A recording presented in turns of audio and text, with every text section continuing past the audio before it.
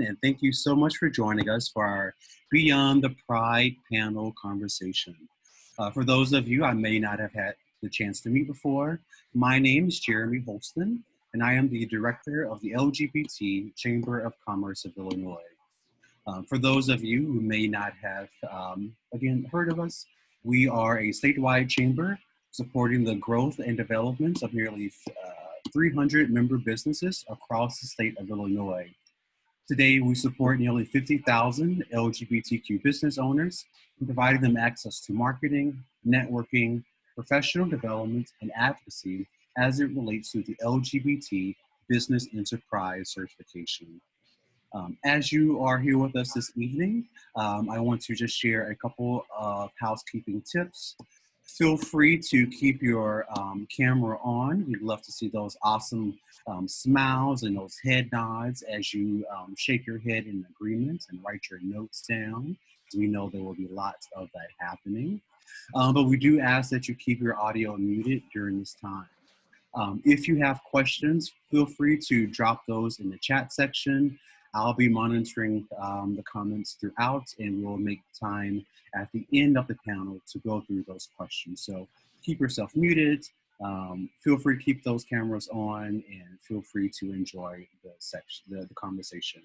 Of course, if you hear interesting things, shout out in the chat section. Use your emote, your reactions to give a hand clap or a thumbs up.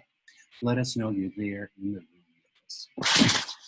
So for those of you who are longtime chamber friends and members, you know that the Beyond the Pride panel conversation is not one that is new to us.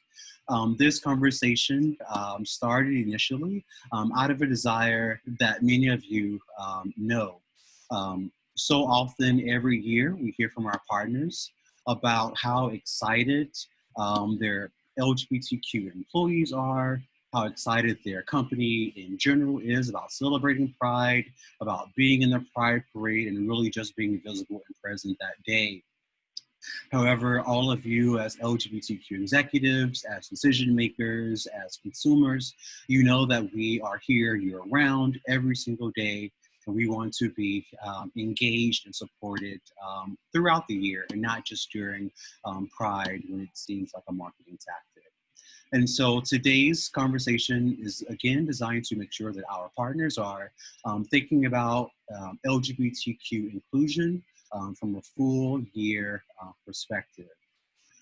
This year's conversation is a little bit different. As you all know, we're not somewhere together having this conversation like we normally would be, likely at Catalyst Ranch, which is where we typically have the conversation. So we're now doing this through the great virtual world of Zoom. And so this year we want to focus on, how do we in this foreseeable future continue to support and develop LGBTQ employees, and even more importantly, during this time where we are seeing an increase in conversations around Black Lives Matter and conversations around diversity, equity, and inclusion in the workplace, and really just everywhere in our society. We wanted to make sure that this conversation focused on one, how to support your employees during a virtual world, and then second, how to be a partner and ally in having constructive and positive conversations around diversity, equity, and inclusion. So I am super excited to dive right on into today's panel.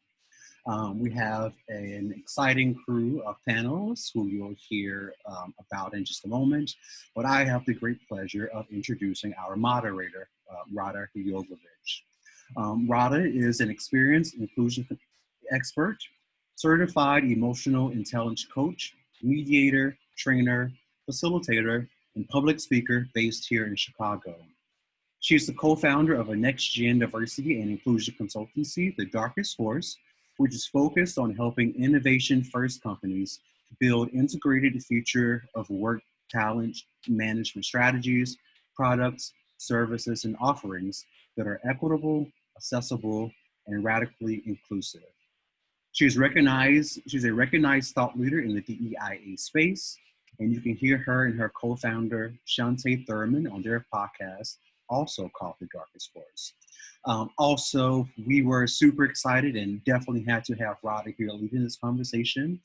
Rada is a graduate of our 2019 LGBTQ Biz Bootcamp. So that was the very first cohort that our chamber hosted to support aspiring LGBTQ entrepreneurs. And so we're so excited about the progress that Rada and the Darkest Force has made since completing the program. We're very excited to begin this year's cohort as well in just a couple of weeks. So Rada, congratulations to you on your success. And thank you for moderating today's conversation. And I'll turn it over to you. Awesome. Thank you. Thank you so much, Jeremy. And hi, everyone. As Jeremy said, I'm Rada. My pronouns are she and her. And I am just like super honored to be here. Really, really honored to be with these panelists for this really awesome event. So I'm going to give some kind of very simple, light intros. I mean, each of these folks has so much awesome experience and has done so many things. I'm just going to call out a few pieces, and then I'm going to introduce or invite them to come say hello themselves a little bit. So first, Cherie Coleman is one of our panelists. She's a D&I diversity inclusion change agent for sure. She has way too many awesome credentials and too much awesome experience for me to name all of them, but she currently works for one of the nation's largest health benefit companies that's focused on developing programs and policy which delivers excellence in the 5 dimensions of a health performance system: quality, access, efficiency, equity, and healthy lives. And she leads the D&I efforts there. She also comes to us as the advisory board president for the Illinois Diversity Council, which is the premier resource for diversity best practices and leadership development in the state of Illinois. So really, really awesome. I'm excited to have her on the panel here. Gearah Goldstein is another of our panelists, and she's a nationally recognized D&I consultant and specifically LGBTQ plus subject matter expert. She's the founder of this awesome project that you should absolutely Google and check out. Maybe we'll put a link in the chat here, called the Gender Cool Project, which is an awareness campaign. It's also a 501c3 nonprofit, and it promotes positive conversations supporting young people who identify as transgender or non-binary. I am truly in awe of her ability to inspire people, communities, and really make measurable, demonstrated change impact in the spaces that she moves through. And her reach is like bonkers. She has been featured prominently on national media, including NBC Today, the New York Times, Rolling Stone, CBS, NPR, National News, and a number of other outlets. So really worth checking her out, and very excited to have her speak up here. And our third panelist is Michael Nordman, who is just a stellar example of how to show up as both a leader and as a community member. So he has a really strong background in community service, fundraising, PR, and marketing.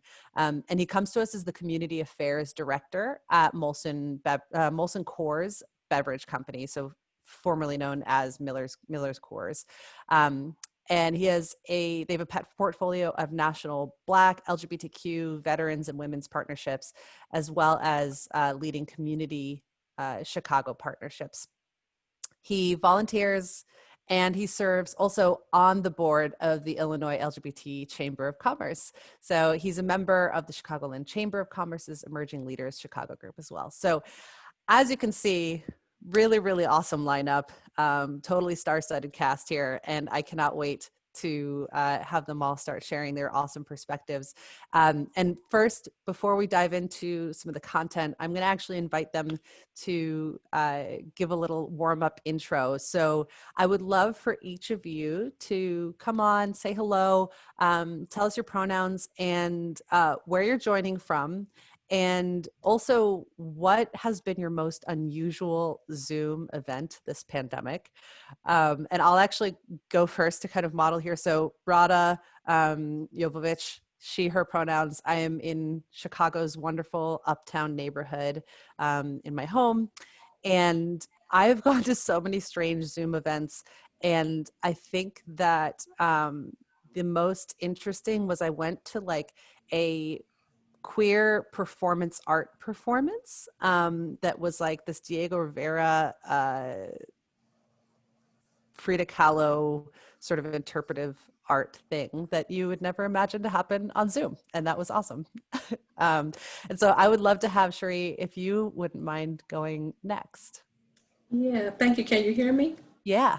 Alrighty. So I'm Cherie Price Coleman. My pronouns are she and her. And I am in my home at the south end of the Chicago in a community called Chatham. And so one of my most unusual experiences, it wasn't necessarily using the Zoom platform, but it was a virtual medium.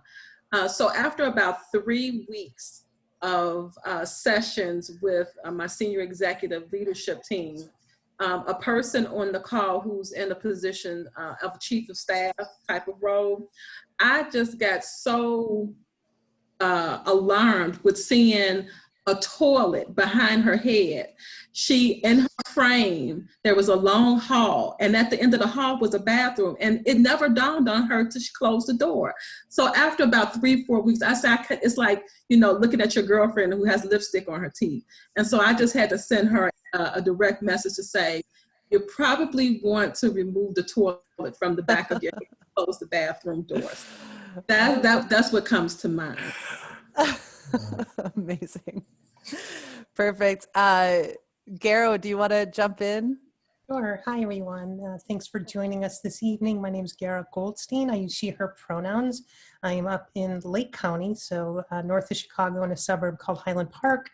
I had a very interesting Zoom event where I have 2 different Zoom accounts, one for my business and one for Gender Cool, and I accidentally joined 2 meetings together by sending out invites from the same account, not knowing. And it was one meeting that I had chosen to not attend, and one with a group of trans people from the greater Chicago area. And we ended up in a Zoom meeting all together. And I knew it started happening as people were showing up.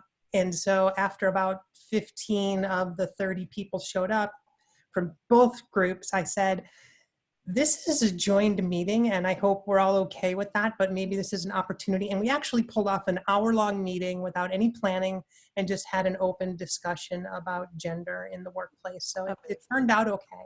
But adaptability at its finest. Amazing. Michael, how about you? I love that. I definitely cannot top that, either of those 2 stories, but I'll talk about a recent Zoom experience I had. So obviously I know a lot of you, if there's any tennis fans here, I've been watching the US Open. And so every year I've gone for like 14 years or something since college. And this year, obviously, no fans in the stands. So my friend and I got cocktail kits for the Honeydews, which is the official drink of the US Open. And she's in Buffalo, New York, and I'm obviously here in Chicago. I also should state that I'm in Lakeview, and my pronouns are he, him, his. Didn't want to forget that part of the assignment. And so we just had a little cocktail party where we watched Serena and Venus play and had our honeydews. So it was quite a good, at least replicated the feeling of sitting at Rosie at Arthur Ashe Stadium for us. Amazing. Yeah. Well, and I love that. What I love about that mix, right, is it's like a mixture of both the weird challenges and snafus that happen in this kind of technological context that would never have happened in the before times, right? And also the ways that like cool things can happen that wouldn't have happened in the before times. So that's really awesome. Thank you. Thank you all for that. So we'll jump into the content here. So this is about Beyond Pride, right? And so I'd love to actually start by asking, Pride was a little different this year for a few different reasons, ranging, the kind of 2 big national pandemics, right, of coronavirus and anti-Black violence, right? And I would love to kind of hear, what did you do, or what did your company do for Pride this year? Like, what did that look like? And then like also sort of, what is your company doing kind of beyond Pride? So I know it's a 2-parter here. Like what did Pride look like for you and the organizations you're involved with? And what about sort of beyond that? And I'd actually love to start with Michael, if I can. Thanks, Rada. I appreciate that. So I, like, as we mentioned earlier, I work at Molson Coors Beverage Company. So I'm sure at some point or another that you all have had some of our products ranging from Miller Lite, Coors Light, Blue Moon, and others. And so part of the work that I do as our national LGBTQ kind of community outreach person is I help handle our partnerships with groups across the country, as well as a lot here in Chicago. And so, with everything being virtual this year, normally, we have Pride parades that we're sponsoring and different types of events. So I'll talk a little bit about what we did externally. I can talk to what we did internally too, but externally, what we did was we decided we were going to repurpose a program that we did with Matthew Shepard Foundation called Stay Proud, Be Loud under Miller Lite, which is why I have the background behind me that we created specifically for those events. And so we held virtual Pride events in Milwaukee, DC, and Chicago. And also as a part of really meeting the moment and the times and the feeling of pride and wanting to be more inclusive, we really brought in some different nonprofit partners in each of those cities to come together and really talk about how we can erase hate in our communities, because that's really the mission of the Matthew Shepard Foundation. So we were lucky enough to be joined by Dennis and Judy Shepard to speak to their experiences. And also we made sure to include Black-led and trans-led organizations across the board as well in those markets. So, for example, here in Chicago, we worked with Brave Space Alliance and had a representative from there. And it was quite a fun event because we ended each one also with a drag performance at the end of each of those happy hours. So a little bit different, but, making it all work in a virtual environment, as I think we all are. As an internal side of things, our ERG, which is called Lager, because we love beer puns at my office, is focused on really trying to build community during this time period where we're all virtual and we're not together.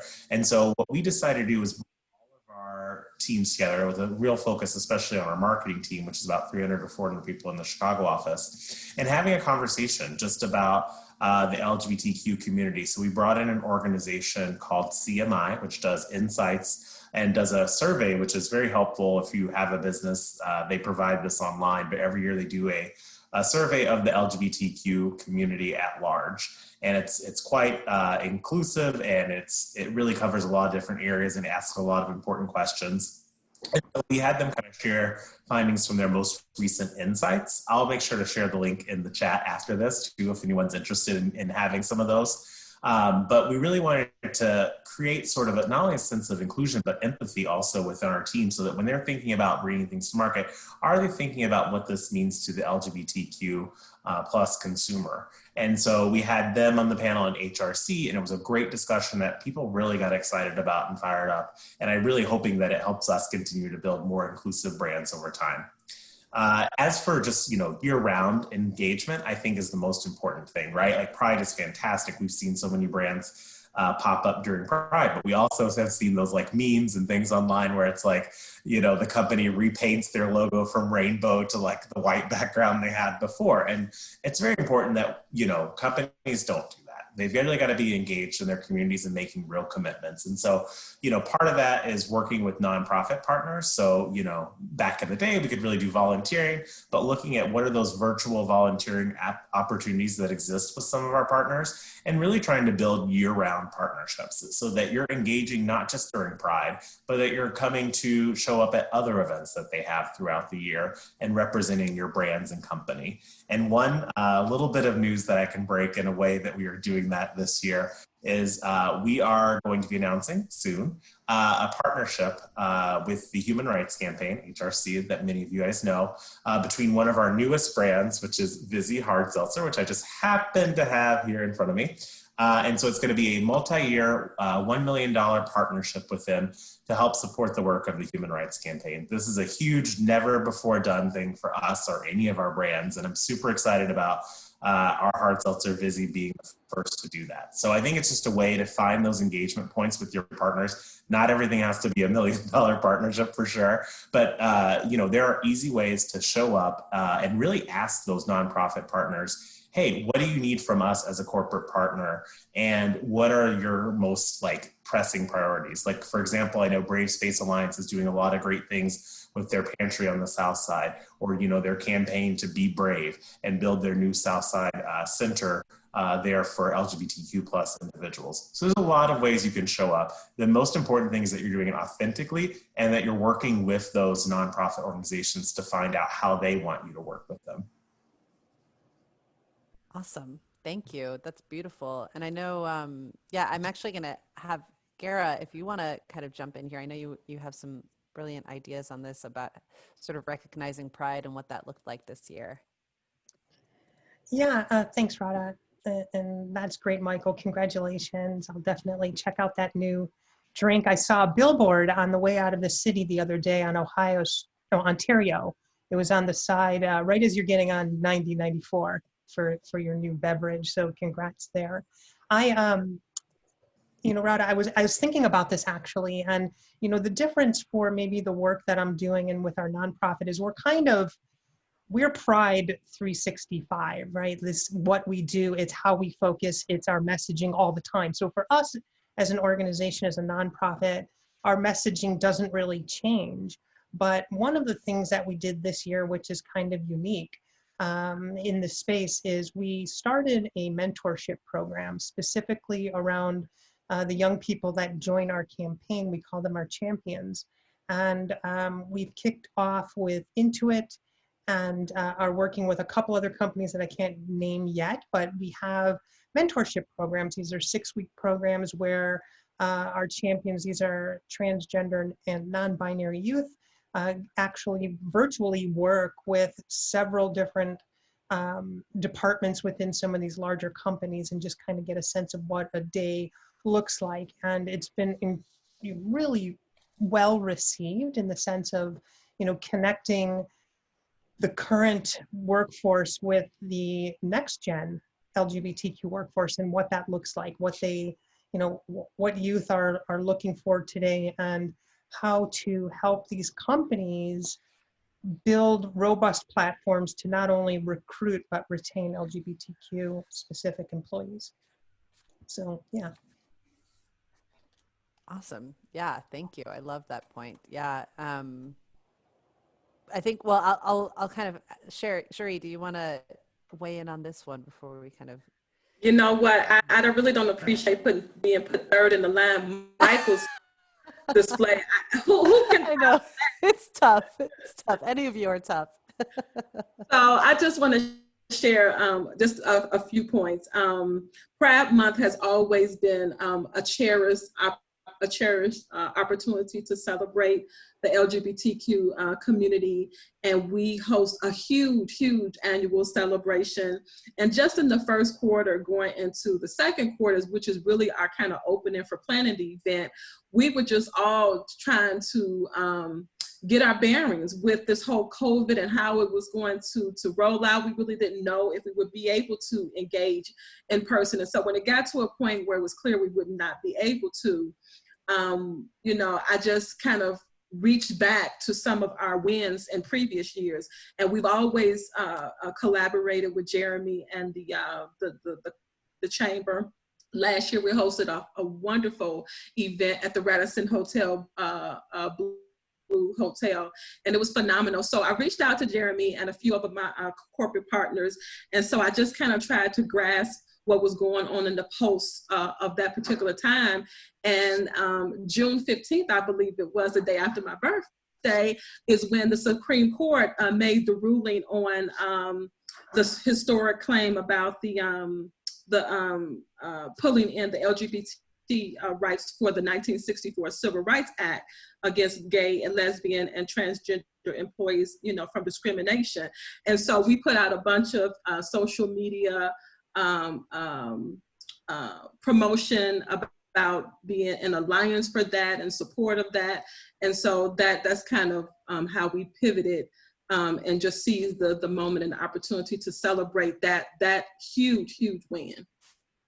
I love that. And I think one of the things that I kind of love that's showing up in each of your answers is like this point about authenticity, right? That it's like, there is no sort of like one right way to be doing this. It's about doing it in a way that's like, has integrity to the organization, the culture, and like your actual objectives. I love that. That's beautiful. And Cherie, I'm going to let you be I'm going to tee up a question here, and you get to be the tough act to follow this time. So, Michael. Yeah, right. Yeah, the rest of you get ready. So we're in this time of, national discourse, a heated political landscape. And I would love to hear you kind of talk a little bit about what do you see as the sort of corporate employer role in equity, inclusion, anti-racism? How can we bridge this divide to become more united in combating inequities, both individually and organizationally? And Cherie, I'm going to have you kind of weigh in on this first. Well, thank you. I have a really compelling answer for you. I think I'm trying to frame it in my mind. But before I jump in and share that, just a few points to kind of wrap up the conversation. For starters, I don't see it as a role. I see it as an imperative and a necessity. Not just from, not just from, it's the right thing to do in terms of a corporate social responsibility, perspective, but also in meeting business goals, because those executive leaders, they have a responsibility to the stakeholders. And so we all know what the business case is, the absence of it, does not promote collaboration. There's an absence of innovation, sustainability, and the profitability. So we know that is the business case. But ultimately, the role in terms of just being able to articulate what that looks like, and also having seen some really good examples of that, is allyship. And so allyship is not a noun, it's a verb, and it's actively taking action and making a stand against doing something to make a difference by standing up against oppression or a marginalized group. And allyship is not something that you can self-appoint yourself. So, it's qualities and specific actions that others recognize in you and say, okay, this is an organization that is consistent, that has authenticity, and that, should be, given the title of an ally.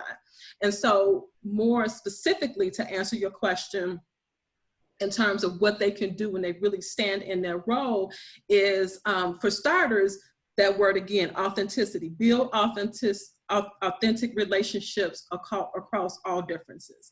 And so we have to get away from the dissension and the things that separate us. Secondly, demonstrate empathy. And so we really have to become better listeners in terms of what others' experiences are. And a really good way to do that is through the ERGs and community organizations. We have to tap into the data, because we know that, we have to be able to quantify it and to have markers in terms of milestones about how we're doing. And also that's an opportunity for us to identify gaps and blind spots and biases, so that we can combat those negative impacts. And then secondly, which again lends to just the relationship building, really tune into and build those relationships with the community. And I've seen some really, really good examples of that. And so I think that is a start. And I think we've been doing really good locally and nationally with that. Awesome. Beautiful. Thank you. Who wants to try and follow that up? What do y'all think? I can jump in. I think Great. that was very well said. You put the pressure on me now, Cherie. The tennis is a tennis match. There we go. There you go. Whoever goes first wins. But no, I was just gonna say, I think allyship is so important, because you forget sometimes that, like, there's so much, work that's done in movements, and obviously those groups are the ones leading the way on those, but they never get anywhere without allies. And it's important that we offer ourselves as allies to groups, right? Like, I mean, I think about even in the workplace, I join ERGs that maybe don't even make sense for me. I'm a part of the veteran ERG, and I'm not a veteran. I'm a part of the Asian American ERG to learn their culture, and I'm not Asian American. I think there's just an opportunity to really, if you're open to it, like, join other groups and be a part of those discussions. And I think, this shows up a lot of ways in the workplace. And one of the things that we did this year, especially with so many people being virtual, is we actually encouraged everyone to put their pronouns within their signature. And so this hadn't been something that we had really done before in the company. A few folks did it. And so I think it's, now it's so refreshing to see that and for people to be able to embrace that. We also created sort of a safe space symbol. So like that you could put in your signature. So if you were someone that someone could talk to during this time period, instead of something that maybe you would have had at your desk before, now it's in your email signature so people recognize that digitally. And it starts conversations. And I think it's an important way, another great way just to show that you can be an ally to other communities. Gearah, how about you? What do you see? Sure, thank you. How could you not agree with the first two responses? I mean, I think that we're all on the same page when it comes to the work that needs to be done. I believe that the languaging that we use is sometimes a little bit different. I have learned through listening, Cherie, over the last couple of months, specifically how allies are afraid to be leaders, right? They're afraid to step up. As an ally, they think that it's their position to sit and wait and listen to be told what to do. And there was a time for that. And there is always a time for that when you're learning about the specific group that you want to advocate for. But once you get the basics, it's time to step forward and actually be in a leadership position. And I've had several C-suite executives over the last few months mention to me that because they were having conversations about LGBTQ equity over the last several years and however they engaged in Pride, they were better prepared to start having the conversations about race in the workplace, which I think for the LGBTQ community, those of us that are not Black, for instance, it wasn't necessarily a leading aspect of the work we were doing, although we do have Black trans kids as champions, and we did talk about the intersectionalities that those kids bump into. When they walk into a room, we've had a champion say, people see me first as Black, and then they might know about my gender because I disclose that to them, but it's not something I can't disclose. So understanding and learning from each other those aspects. But I think that, companies that set up a culture where you can have the difficult conversations are companies that, for me as a person who is transgender, I never thought that in this country, companies is where I was going to find allyship. For many years, I focused on government and government policy and government rules to help support who I am. But at the end of the day, if I can't get a job or get paid well, none of the government interventions are going to help me at all. So it's imperative for the corporate world to step up, not only as leaders at this point, and I think, we had this conversation before the group of us here on the panel, it's imperative that companies step up to be leaders, not only in the LGBTQ space, but in any marginalized space. It's time that companies, based on their experience in this space, can step forward and say, we have decades of data. This is how it works. This is what we do. This is what we're going to continue to do. And we encourage you to vote in that direction because we know it's successful, right? And that's how you can sort of bring it all together. Awesome. Yeah, I think, Michael, you're muted, but there we go. Fun. I think that's exactly what you said is correct.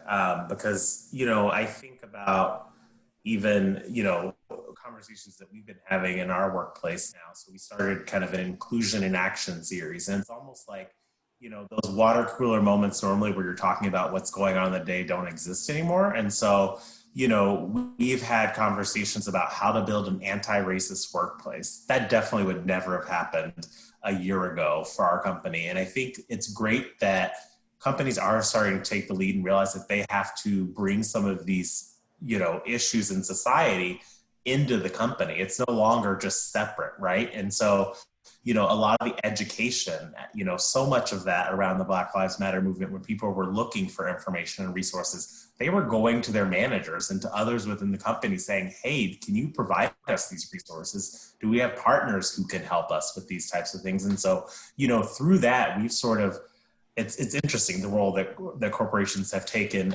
with this. And I also think the corporations can do a lot in terms of speaking out, right? So your company can do a lot by speaking out against things when they're bad and, you know, speaking up for things that are good, whether that's like, you know, the stuff that we still need to do even beyond that Supreme Court decision to make sure that we get the Equality Act passed. But, you know, there's a role for companies to play in that now. And, you know, they have a big, big outsized voice. So it's just interesting to see the role that companies can now play in society as a whole, but also in bringing society in to your employees. Yeah, I love that. And I think one of the threads that I mean, there's so many beautiful things in what you all just said. I think one thread that I sort of hear in this is this like recognizing agency, right? Recognizing how much influence and impact and stuff like that an individual and organization can have. And so on this idea of allyship, right? Like how big of a difference does it make anytime that you felt, you know, afraid or vulnerable or something like that, and you've heard somebody else say something on your behalf, right? Think about like how impactful that is, what an opportunity that is, and like how can I do that? How can I, you know, as Cherie says, like be an ally, right? Rather than like sort of consider myself an ally, is like what action can I take today as an ally?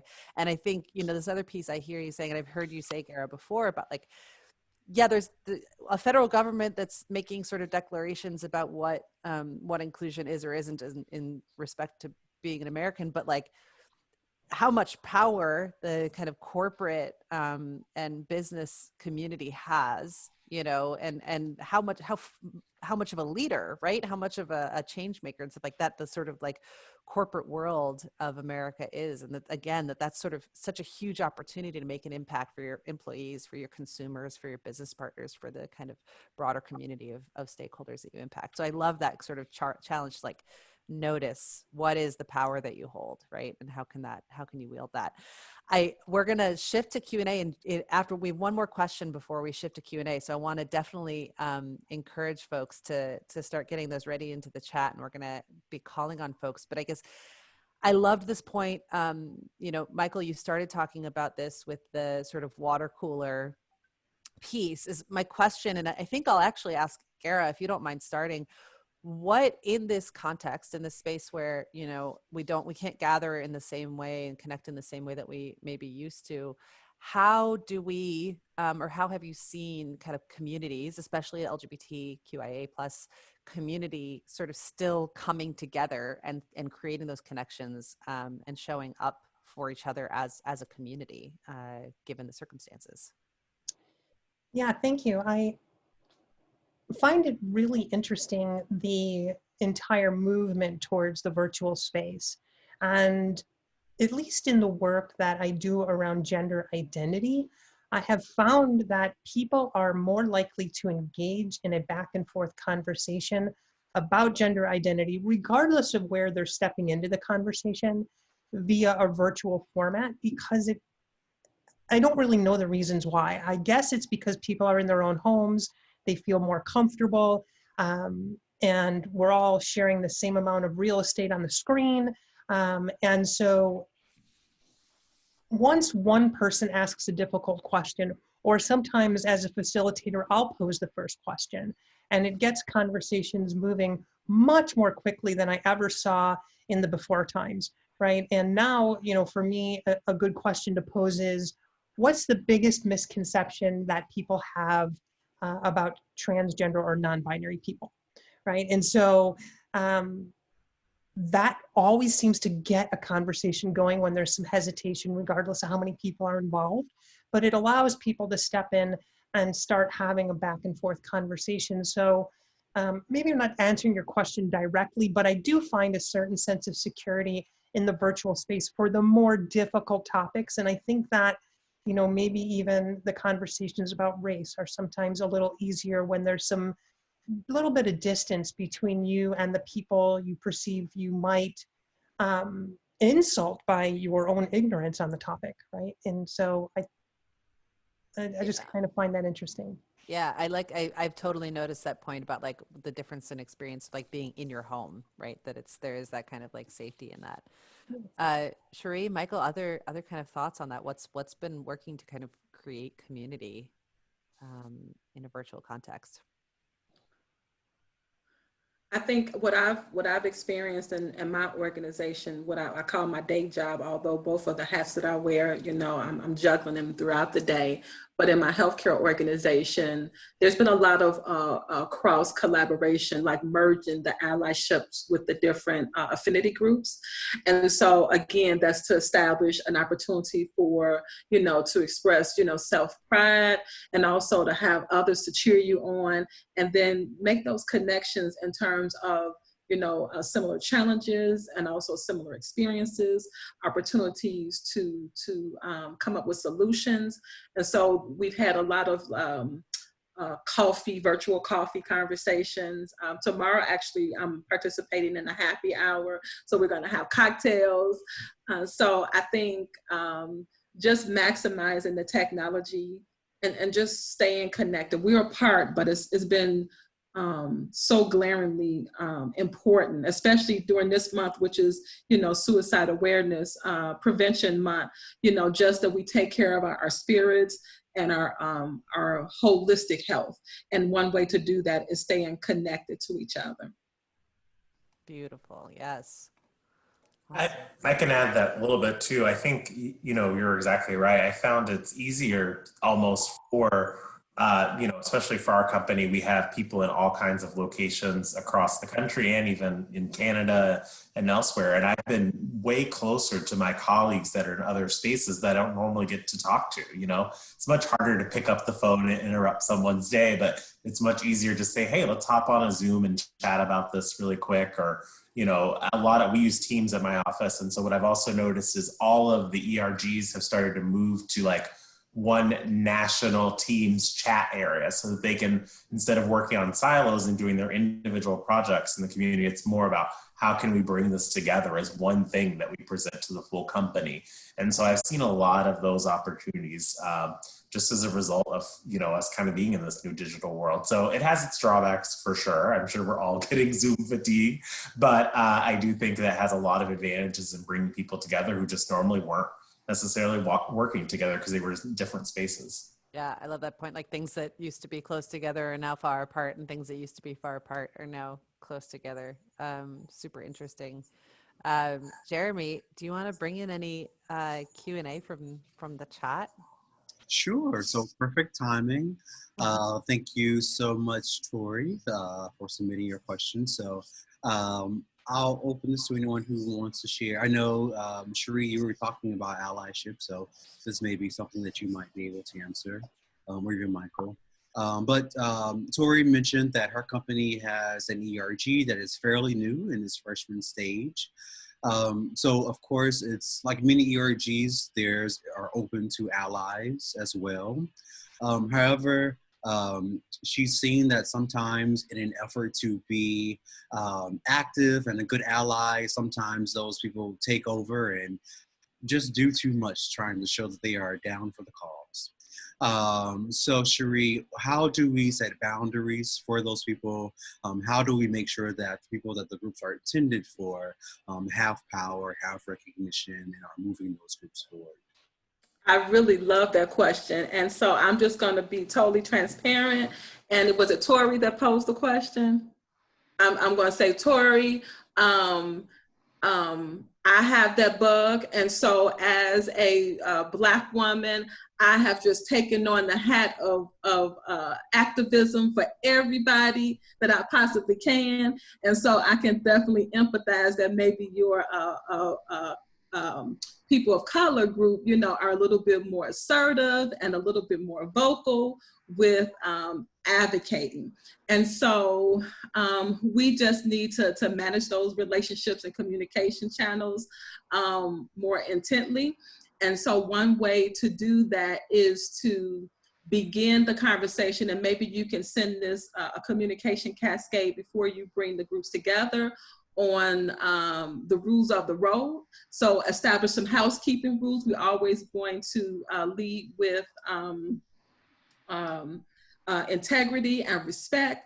We're going to lead with the position of being inquisitive and not condemning. And so I think one good way to combat that or to address it is to set some rules of the road, just to make sure that everybody is operating on the same playing field. And so call it out. Also, don't address it like it's this big elephant in the room or try and dance around it. You know, be very transparent. We want to provide a pathway for everyone to have an opportunity to express themselves. And one way that we're going to do this is A, B, C, D. And then so, you know, those that have that ability to be more vocal and are more comfortable in that space, they'll know to kind of take a step back and encourage others to take that role. So that's my recommendation. Perfect. So I do have another question for Michael. So before I get to that, Gearah, did you have anything that you wanted to add to what Cherie just said? I know sometimes, maybe this isn't a thing, but I can imagine sometimes, even in sort of trans and non-binary groups, those allies just show up out of nowhere trying to lead the conversation. So how have you handled or advised? Yeah. Thank you. Michael, you mentioned Brave Space Alliance.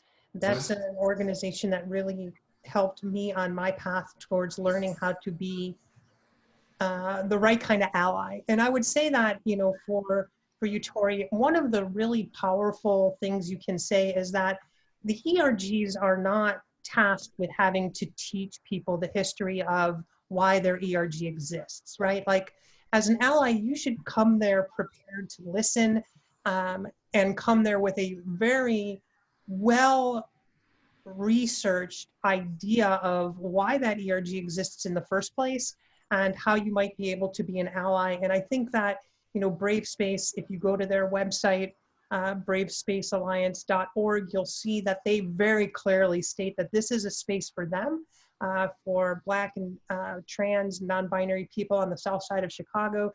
They do have resources. They're willing to serve everyone. However, the space is for them. And you need to know this coming in, that we will not respect you if you take our time. And so I think it's just important that you know, people do their own educational aspects prior to joining the ERGs, and I would recommend, or, you know, even require it. If ERGs wanted to put out a statement and say, you know, this is our history, this is why we exist, these are our guideposts of how we run as an ERG, and then people have an idea instead of just showing up and saying, yeah, I have a cousin who's trans, so I'm here to support you. Okay. Good for you. It's not about you. It's about your cousin who's trans, and how can we help them as an ERG, right? So it takes an education. Nice. Thank you so much for that, Gearah. Definitely a good point there. So we have another question, but I'll go to the question for Michael first. You mentioned a really good idea that some other folks were interested in, and we love the wardrobe Zoom background change there, giving us multiple scenes. So for you, Michael, you know, you mentioned talking about making the addition of adding new pronouns to your signature. So it seems like some companies are moving towards that. So it's awesome to hear that you are in that same pathway. But a lot of people really like the idea that you mentioned about, you know, I'm someone that you can, you know, I'm a safe space to talk to. How are you communicating? How is your team communicating that option to other colleagues? No, that's a fantastic question. That's actually why I changed my background, because I wanted to show you what our safe space thing looks like. So I'm going to move out of the way so you can kind of see it. It's an upside down triangle and a circle. So, you know, part of this, what we did was, you know, it wasn't just, oh, everyone put this in. Part of it was the communication out to our employees as we introduced this idea and said, by putting this in your signature, you're making a commitment. That you're committed to anti-racism, anti-transphobia, you know, homophobia, other issues. And so it was really important that the people who are putting in there are doing it for the right reason. And not just that they are anti those things, but that they will speak up when they see those issues in the workplace. And so it really gives opportunity for folks to know, like, hey, if I'm going through something with someone else in the company and I don't know who to talk to, maybe I'm not comfortable going to my boss, maybe I'm not comfortable going to HR, this tells you that you have someone else who is committed to speaking up on your behalf. And I think that's so powerful, because a lot of times when we're in a workplace, you're not always the one who has the power to speak up or don't always feel comfortable to. And so when you see that from a manager or another person within your company, you know that is sort of a safe space to have that conversation. And so it's not meant for everyone to put up. It's meant for those who are going to kind of take this pledge and initiative to really speak up when they see these things happen in the workplace and are committed to erasing those in the workplace. Awesome. Thank you so much. So another final question. And so maybe Michael, you might can answer this one, or anyone else. How have you encouraged your members to become more active during this time? Because often allies have had to step in to move the organization forward in community events and leadership roles. So how, particularly for those groups that, we talked about in Tori's last question, it was how do we make sure that the folks the group is designed for actively leading and pushing it forward. So this, again, so the groups that they're designed for, how do we get them active? How do we get them on board? What sort of strategies or tips have you all done to make that happen, especially during this virtual experience? A great question. I mean, it's a challenge, right? And I think that kind of speaks to the other side of the challenge of what we were talking about earlier, and I just wanted to say something on that really quickly. It's just that, I think that when we have allies that we're worried about taking up too much space, one idea is maybe to have a meeting for those who are, like, let's say it's a group of people of color who are meeting together, maybe having one for non-persons of color allies and then having one for people of color, separate meetings, not necessarily separate groups, but just that gives an opportunity for those folks to have the conversations they need to have amongst each other and the groups to have the conversations they need to have to advance things in the company.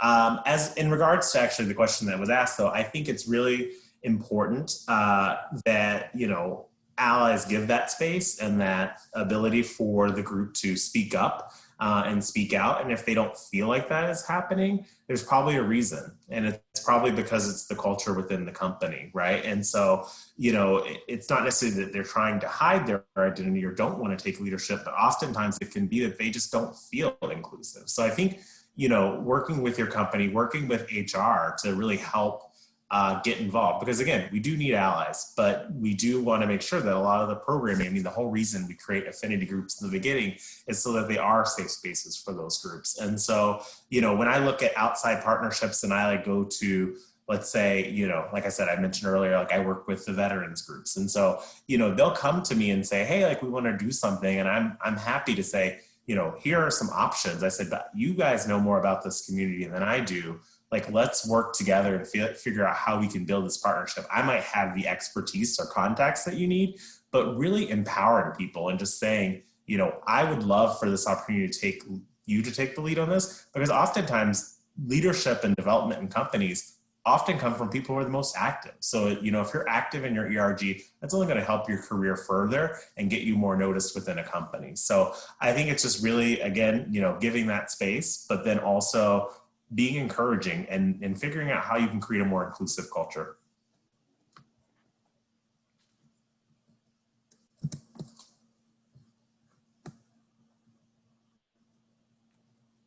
You could not hear me. Does anyone have anything to add to that before we wrap up? Awesome blossom. Well, cool. So a huge thank you to everyone. So I'll actually come back to that. So to Avery's question, if everyone looks in the chat section, Avery's question was about what sort of activities or sort of options have been available. I did try to just add some links in the chat section for people to look into for options that might be available to you for sort of virtual activities during this time. So very quickly, Some of those things include our speakers guide. So if you're looking for guest speakers to come into your organization, feel free to look there. There are a number of LGBTQ folks who are industry experts and can share some information there. I've also shared a link for Fuzzy Logic Escape Room. They have an in-person location in Downers Grove, but they now do some interactive online experiences, so it could be great for your ERG. I've also provided a link to the chopping block. They have a location in the Merchandise Mart where they traditionally provide cooking demo courses, but they're now providing experiences online. So again, another option for your group. And then the last two links, I saw some folks who are here on today's call who are members. And so you see a link for Equality Institute, which provides a number of diversity and inclusion conversations and topics and resources. So feel free to look there. And then Eye Candy Marketing, they can be a partner in creating swag for your company. So if you're wanting to send out some awesome t-shirts or branding materials to keep your employees in good spirits, Eye Candy could be a partner in moving you forward with some of those options. So I have a couple of things I want to go over, but a huge thank you to all of our panelists for sharing your information, your expertise. It does look like they are now sharing their contact information in the chat box section. So if you do have any questions, please be sure to follow up with them and make those relationships happen. So very quickly, just want to inform you about some upcoming opportunities that will be available to you. On September 24th, we are hosting our 2020 Illinois LGBTQ Business Summit. So if you are an LGBTQ business owner or a company that has a focus or goal in supporting LGBTQ businesses, this is an event that you should attend and use as an opportunity to build relationships with local LGBTQ business owners. For those of you who are business owners, we are still accepting interest applications to participate in our pitch competition, which has a prize of $1,500 cash. And so please do check out that event page for more details there. Also on September 15th, we are hosting our annual Breakfast of Champions. So if you know anyone who has been featured in the Crane's LGBTQ Notables Executives list, this is our annual breakfast to recognize and honor those executives. And so if you know someone or if you want to be there just to get to know these awesome people, feel free to share this event with them or RSVP to join us that day. These are some other upcoming events that we have for October. October 13th is a sexual harassment training. All of you may be familiar with that as required by Illinois law. If you have at least one employee, it is mandatory that you provide sexual harassment training. So we're very excited to partner with our members at 360 HR Solutions to provide you with that service. In addition, on October 13th, we're hosting our annual open house. So if you're wondering what we have on the forefront for next year, definitely join us there and we'll give you a sneak peek into what we'll be rolling out for next year. Also on October 15th, we have our Young Professional Mixer. This event is our final Young Professional Mixer of the year, and it will be designed to let young professionals know about local nonprofits that they can engage with in volunteering or board capacity. So definitely join us there. Also, a final event that I hope you will join is our October 22nd ERG Roundtable. So this is an event that is only for 2 leaders per company. Ideally, those people who lead your PRIDE ERG or who are on your Diversity and Inclusion Council. So we have a half-day conference, October 22nd from 1 to 6, where we'll be talking about some best practices, some planning, some strategy to make sure that your ERG is rocking and rolling to be successful in this next year. So you can see what some of those topics are here. So I know we talked about intersectionality a little bit earlier. We also talked about relationships, our partnerships with community nonprofits. So we'll be talking about that in this October roundtable. So please check out the event calendar there. This just provides you an update of our board members. I know we talked a lot today about allyship, and so we're very fortunate to have two awesome, dynamic allies supporting our organization. So this just provides an update of our corporate partners. So if you lead a dynamic corporate company and want to be a part of the great work that we are doing to talk about LGBTQ inclusion and support, we love to have you connected to the network of companies that we are aligned with.